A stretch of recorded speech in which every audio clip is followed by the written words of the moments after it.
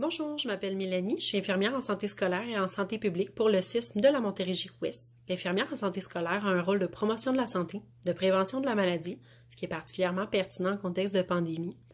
Nous avons aussi un rôle de soutien et conseil au niveau du personnel scolaire et des directions d'école.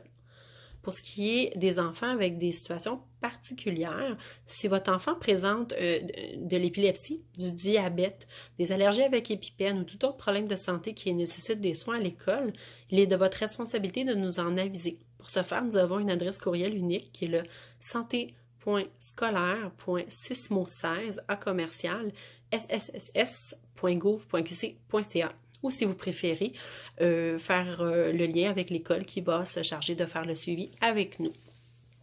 Si votre enfant présente une de ces problématiques, nous allons entrer en contact avec vous pour vous poser des questions pour voir si c'est nécessaire d'établir un plan d'urgence. Plan d'urgence qui sera ensuite communiqué avec le personnel scolaire concerné. Si votre enfant a besoin d'un épipène, c'est pertinent de l'envoyer dès la rentrée scolaire, de vous assurer qu'elle n'est pas expirée. Vous pouvez aussi vous inscrire sur epipène.ca qui, eux, vont se charger de vous faire des petits rappels pour les dates d'expiration. Les épipènes ainsi que les plans d'urgence sont conservés dans des endroits stratégiques à l'école pour nous permettre de l'utiliser rapidement en cas d'urgence. Si ça peut vous rassurer, le personnel scolaire est formé annuellement pour l'utilisation de l'épipène, savoir quand et comment l'administrer. Si votre enfant a besoin de médication sur une base régulière, sachez que nous recommandons fortement de l'administrer à la maison. Mais si la situation ne le permet pas, vous devez compléter un formulaire d'autorisation d'administration de médicaments, parce qu'il y a une politique en lien avec l'administration des médicaments à l'école, et fournir le médicament bien identifié, prescrit par un médecin et bien identifié par l'étiquette de la pharmacie.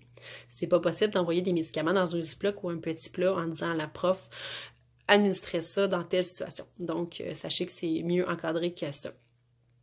Pour qu'est-ce qui est des poux, il y en a à tous les années, dans toutes les écoles. C'est pas une question de manque d'hygiène. Les poux aiment autant les cheveux propres que les cheveux moins propres.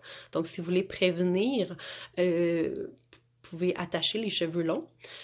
Sensibiliser votre enfant sur l'importance de ne pas partager les tuques, chapeaux, casquettes avec les amis et vérifier régulièrement la tête de votre enfant, soit environ une fois par semaine à l'aide d'un petit peigne disponible en pharmacie. Pour qu'est-ce qui est de l'hygiène des mains, je sais que vous en avez beaucoup entendu parler dans la dernière année, mais c'est toujours d'actualité. Donc, avant la rentrée scolaire, ça pourrait être le bon moment pour valider que votre enfant le fait de façon adéquate et sinon corrigée. La vaccination, il y a une dose de rappel qui est prévue au calendrier vaccinal entre l'âge de 4 à 6 ans. Donc, si ce n'est pas déjà fait, vous pouvez prendre rendez-vous via monvaccin.ca pour compléter la vaccination.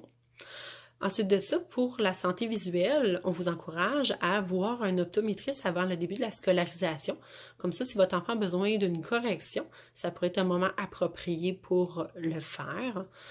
Santé dentaire, la visite chez le dentiste est recommandée minimalement une fois par année. Pour promotion, prévention aussi.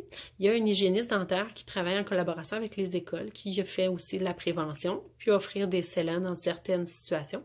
Si c'est le cas, elle va leur entrer en contact directement avec vous. Les collations à l'école, certaines vérifiez avec l'école de votre enfant, certaines ont des politiques concernant la présence d'aliments allergènes, donc savoir pour vous permettre de savoir s'il y a des aliments qui sont non permis. On vous encourage à offrir à votre enfant des collations telles que des fruits, légumes, produits laitiers, des collations pas trop sucrées et qui va être assez soutenant pour lui permettre d'arriver au prochain repas et de garder son attention.